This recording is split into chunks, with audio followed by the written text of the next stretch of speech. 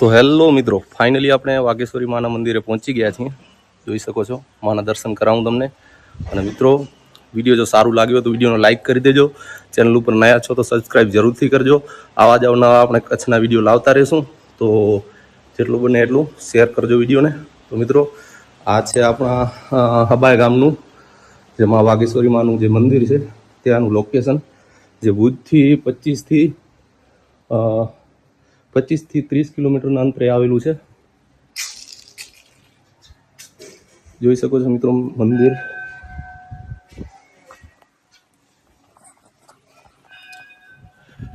મિત્રો મસ્ત ઝાડ ખિલખિલાટ કરી રહ્યા છે અને મસ્ત મંદિર બનાવ્યું છે. બહુ સારું મંદિર છે મિત્રો, જોઈ શકો છો.